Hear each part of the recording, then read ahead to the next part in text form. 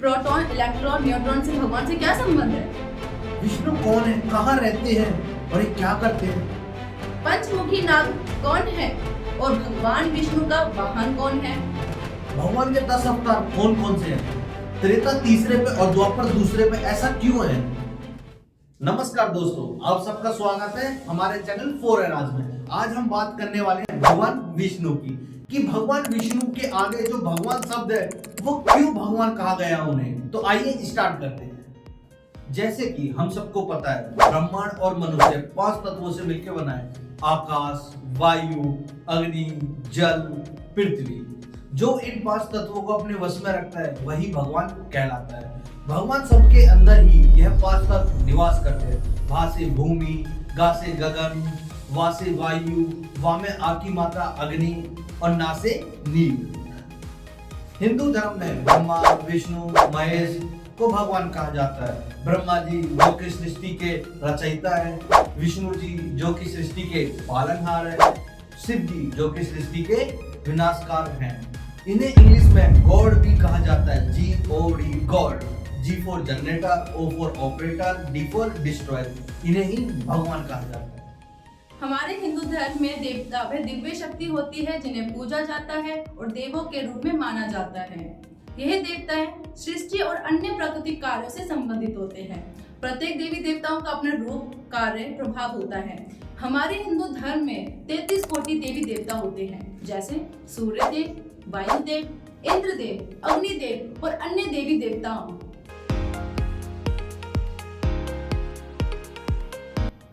आज हम बात करने वाले हैं भगवान विष्णु की। भगवान विष्णु के साथ साथ आज हम साइंस को भी लेके चलेंगे, जैसे कि प्रोटॉन, न्यूट्रॉन, इलेक्ट्रॉन।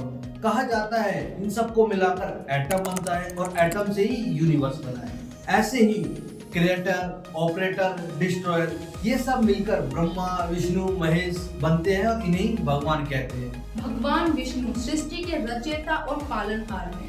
उनका कार्य है क्रिएशन से लेकर डिस्ट्रक्शन के बीच के पूरा समय को मेंटेन करना और संचालन करना।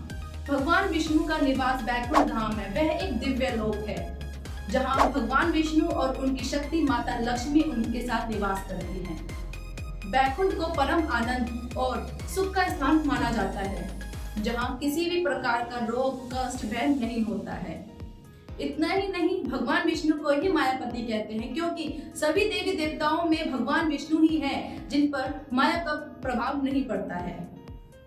भगवान विष्णु की एक तस्वीर आपने जरूर देखी होगी, जिस तस्वीर में विष्णु जी एक बहुत बड़े सागर के अंदर 5 मुखी सांप के ऊपर विश्राम कर रहे हैं और पैरों में उनकी शक्ति माता लक्ष्मी बैठी हुई है। जिस सांप पर वह आराम कर रहे हैं वह सांप शेषनाग है।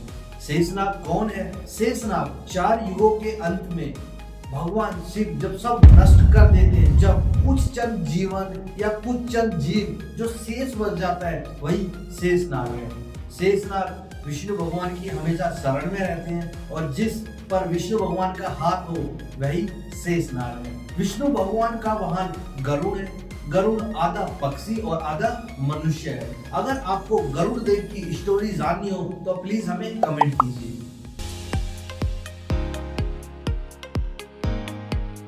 अब हम बात करने वाले हैं भगवान विष्णु के 10 अवतारों की। जब जब धरती पर अधर्म बढ़ता है, भगवान धर्म की रक्षा करने के लिए ये 10 अवतार लेते हैं। तो आइए जानते हैं भगवान विष्णु के 10 अवतार। मत्स्य अवतार। जब सतयुग में सृष्टि में जल प्रलय का संकट आया, तब भगवान विष्णु ने मत्स्य का रूप लिया और सृष्टि को बचाया। कच्छप अवतार। यह अवतार विष्णु भगवान ने सतयुग में लिया था, जब देवता और असुर समुद्र मंथन कर रहे थे। उन्होंने यह अवतार समुद्र मंथन के पर्वत मंदर पर्वत को अपने पीठ पर धारण किया था। वराह अवतार। जब सतयुग में राक्षस हिरण्यकशिपु से पृथ्वी को बचाने के लिए वराह का अवतार रखा था। नरसिंह अवतार। भगवान विष्णु नरसिंह रूप में प्रकट हुए, राजा हिरण्यकश्यप का वध किया और प्रहलाद की रक्षा की। वामन अवतार। जब त्रेता युग में दानव राजा बलि को भगवान विष्णु ने 3 कदम से हराया था।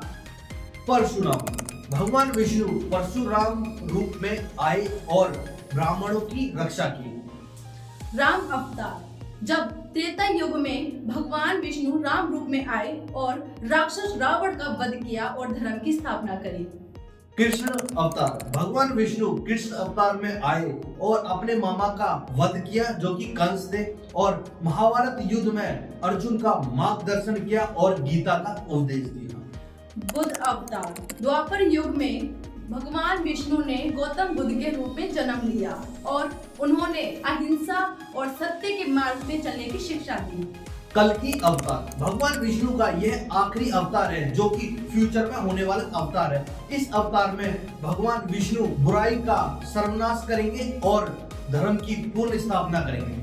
क्या आपने कभी ये सोचा है, हमारे 4 युग होते हैं, सतयुग, त्रेता, द्वापर, कलयुग, बट आपने कभी इस चीज पर गौर किया है कि द्वापर तीसरे पे और त्रेता दूसरे पे क्यों है? होना तो ये चाहिए ना, क्योंकि द्वापर का मतलब दूसरा होता है और त्रेता का मतलब तीसरा होता है। पर ऐसा क्यों है? यह इसीलिए है क्योंकि आप सबको पता होगा कि सृष्टि का पूरा समय और ये 4 युग भगवान विष्णु के 10 अवतारों में बटे हुए हैं। सतयुग में भगवान विष्णु ने 4 अवतार लिए थे, मछली अवतार, कछुआ अवतार, बराह अवतार और नरसिंह अवतार।